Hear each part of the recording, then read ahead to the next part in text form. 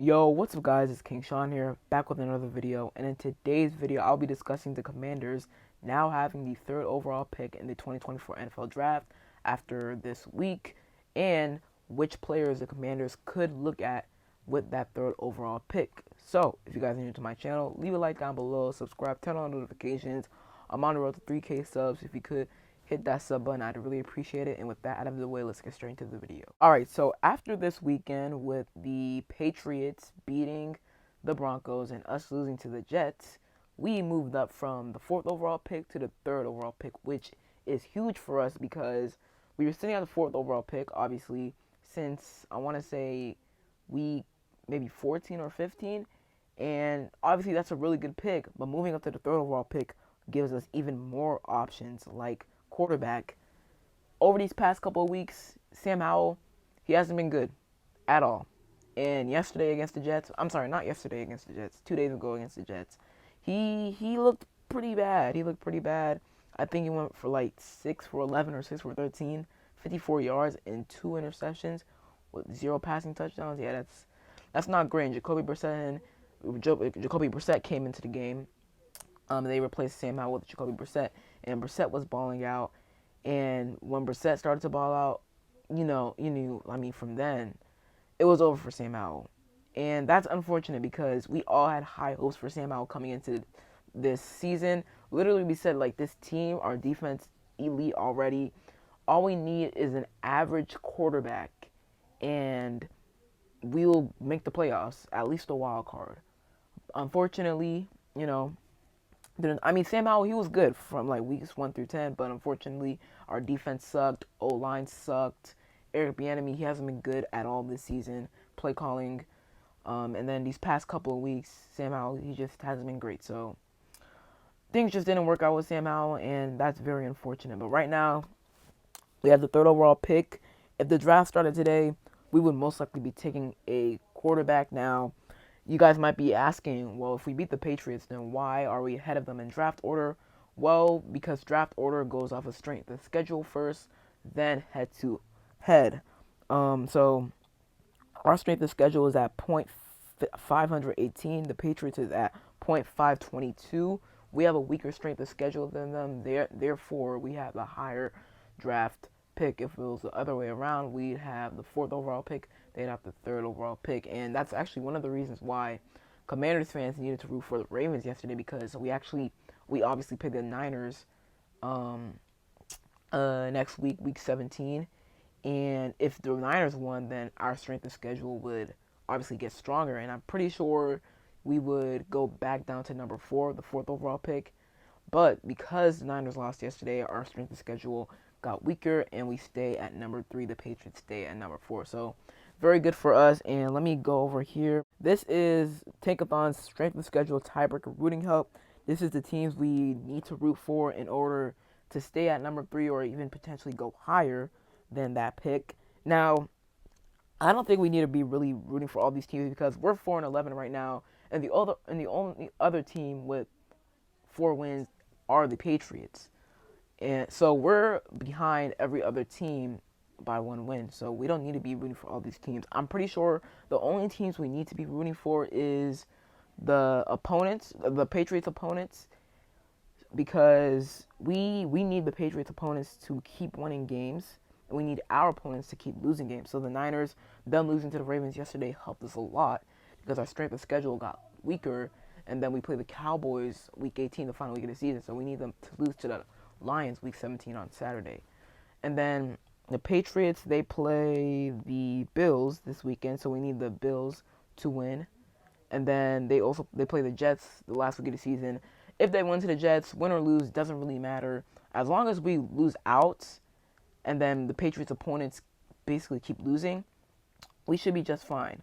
All right, we should be just fine. So, yeah, that's that. We're at number 3 right now. Now I want to go over some potential players we could pick with the third. All right, so I'm going to be using the PFF mock draft simulator to just show you guys who we could use our number 3 overall pick on. Now, my main options, my top 3 main options are number 1, Caleb Williams, number 2, Drake May, and number 3, Jaden Daniels. All quarterbacks, obviously because quarterback is our number 1 need. Now, our number one priority, since Sam Howell hasn't been good lately, and he's most likely the new regime will most likely not bring. I'm pretty sure he's going to stay on our roster because Sam Howell will be a very, very solid backup, but he's just not going to be our starter. Like, he's 100%, he's 99.9% not going to be our starter. I'm sure of that. But quarterback is our number one priority. Caleb Williams. Now, it's really with the Bears. It's very interesting because there's still a chance for us to get the number one overall pick, but it's highly unlikely. So I say the Bears still get the number one overall pick by season ends. And Justin Fields, he's been balling out lately. The Bears are 6-9 right now, 6-8, something like that. And Justin Fields, he's definitely been balling out lately, in the past couple of weeks. And the Bears might decide to, okay, we don't really need a quarterback. They might decide to pick someone else like Marvin Harrison Jr. He's the best player in this draft class. Okay, and if they decide not to take Caleb Williams, they could just decide to go ahead and pick, what's his name, Marvin Harrison Jr. And then the Cardinals have the second overall pick right now. We could jump the Cardinals. There's still a chance we can jump the Cardinals. However, it's very unlikely, so they'll probably keep the number 2 overall pick. I think the Cardinals would trade back with a team that needs a quarterback. Obviously, we need a quarterback, but I just don't see us trading up. Trading up, in my opinion, would be pretty dumb because that's just, we have too many needs on this team. It feels like every position right now we have a need at. Wide receiver, we have a need. We technically have a need at wide receiver because we need a big body wide receiver. We need someone who can go up and get it, and we don't have that guy. Running back, we need an explosive running back. Our entire defense, edge rusher, linebacker, secondary. So we just got needs everywhere, and we just cannot afford to give up all of our draft capital for one guy. I love Caleb Williams, but I personally wouldn't do that. But there is a very good chance he falls to us. If the Bears decide to skip out on Caleb Williams, they take Marvin Harrison Jr. most likely, and then the Cardinals, they take whoever. I think they trade. If Marvin Harrison Jr. is gone, then they trade back. But if they don't trade back, say they take maybe like a tackle like Joe Olufishanu, then Caleb Williams, he's right there. We draft him. Now, as it stands right now, at this point of the season, I still think the Bears take Caleb Williams. I mean, you just cannot pass up on a guy like him. You just cannot. So I just do not see the Bears passing up on Caleb Williams. But if they do, there's still another guy because that will mean Caleb Williams goes 1 to the Bears, Marvin Harrison Jr. goes 2 to the Cardinals. Another guy, the second best quarterback in this draft class, in my opinion, in most people's opinions, in most analysts, reporters' opinions, experts, draft experts, Drake May. Drake May is an absolute baller out of North Carolina. That would be crazy actually drafting him because obviously Sam Howell went to North Carolina.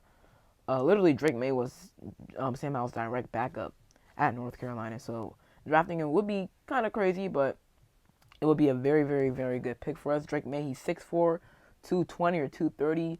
He's big. He's like 4 inches taller than Sam Howell, so he's tall. He'd be a very, very good quarterback for us. And I just love the addition of Drake May on this team. He definitely fixed a lot of our problems, in my opinion. I know some people would rather go Jayden Daniels, and I know Jayden Daniels, he'd be hard to pass up on, not gonna lie, because of his scrambling ability. He's very mobile. He has speed.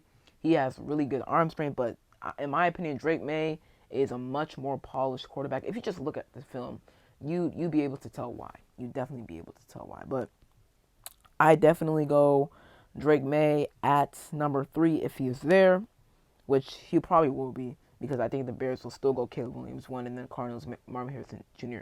2, and then we go what's his name? Drake May, obviously. Now, PFF has the Bears going number 1. I mean, the Drake May going number 1 to the Bears, and then Marvin Harrison Jr. going 2 to the Cardinals. Caleb Williams is on the board right now. Like I said, if Caleb Williams is on the board, you got to take him. I mean, there's no doubt about it. So you got to take him there, but if he's not there, I would definitely go Drake May. So that is it for today's video. I hope you guys enjoyed. If you did, leave a like down below. Subscribe, turn on notifications. Like I said, I'm on the road to 3K subs. If you could hit that sub button, I'd really appreciate it. And other than that, it's been King Sean, and I'm out.